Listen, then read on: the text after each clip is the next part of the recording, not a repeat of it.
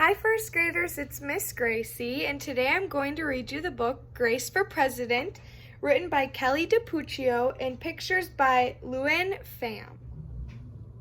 Grace for President, written by Kelly DiPuccio, pictures by Lewin Pham.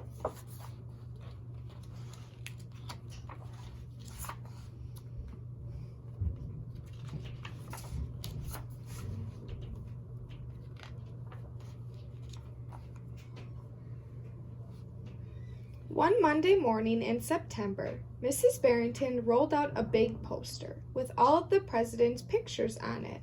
Grace Campbell could not believe her eyes. Where are the girls?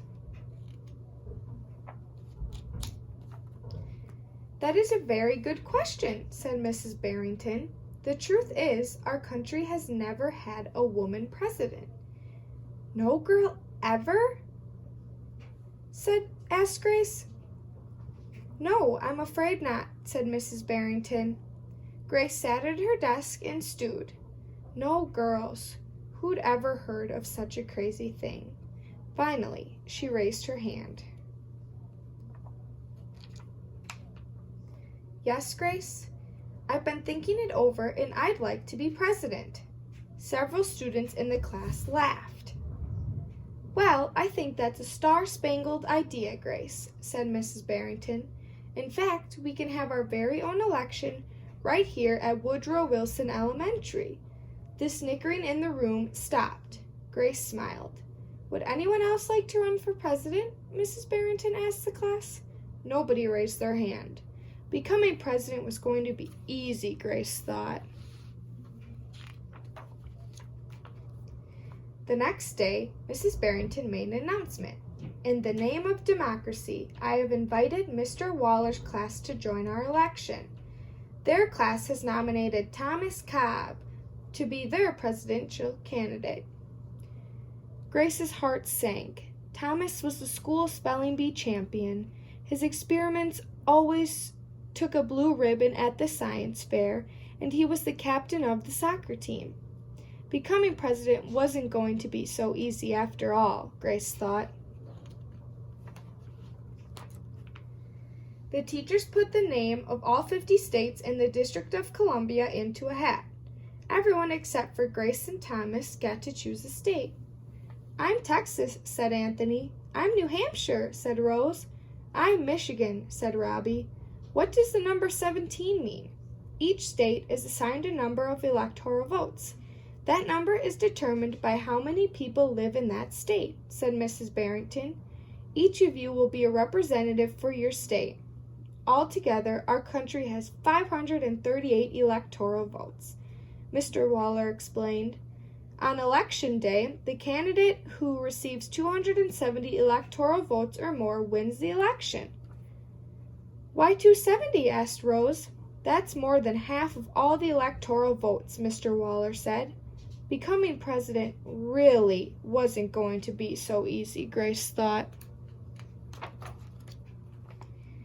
Grace came up with a campaign slogan. Thomas came up with his own campaign slogan. Grace listened to what issues were important to the students, and she made a list of campaign promises. Thomas made up his own list of promises. Grace made campaign posters and buttons. Thomas made posters and buttons too. Each week, the teacher set aside time for the candidates to meet with their constituents. Polls were taken, voters were making their choices.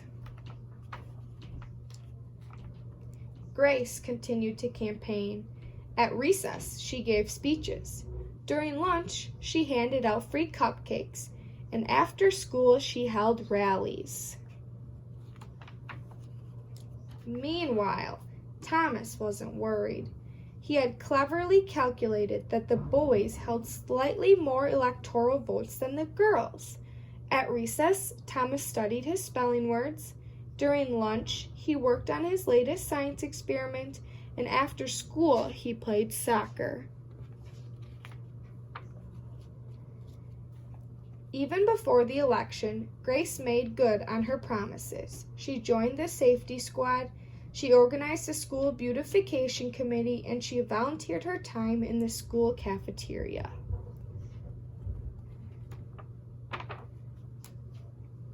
In early November, Woodrow Wilson Elementary hosted a special Election Day assembly. Grace and Thomas took their places on stage as the school band began to play. Henry was the first representative to approach the microphone. The Yellowhammer State of Alabama cast its 9 electoral votes for Thomas Cobb. Fletcher said, "The Last Frontier State of Alaska cast its 3 electoral votes for the best man for the job, Thomas Cobb." Hannah called out, "The Grand Canyon State of Arizona cast its 10 electoral votes for Grace Campbell."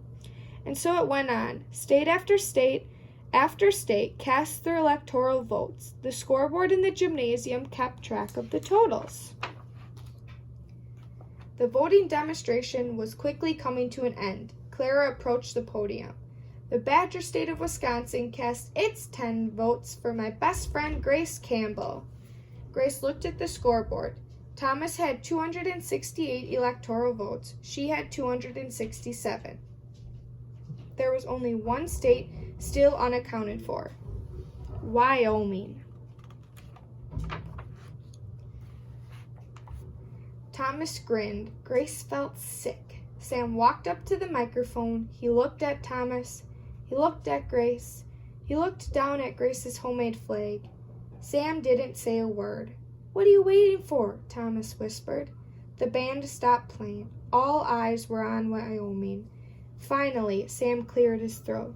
"The Equality State of Wyoming cast its 3 electoral votes for Grace Campbell." The gymnasium erupted in loud cheers and a few boos. Mrs. Barrington approached the podium. "With 270 electoral votes, the winner is Grace Campbell." Thomas looked stunned. Grace hugged Sam. "Why did you do it?" she asked.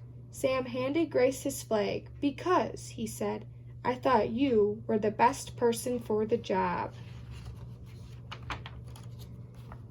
The following week, the students in Mrs. Barrington's class were preparing for their career day presentations. Grace volunteered to go first. She stood up at the front of the room and glanced at the poster still hanging on the wall. "My name is Grace Campbell, and when I grow up, I'm going to be the President of the United States." This time, everyone believed that she would.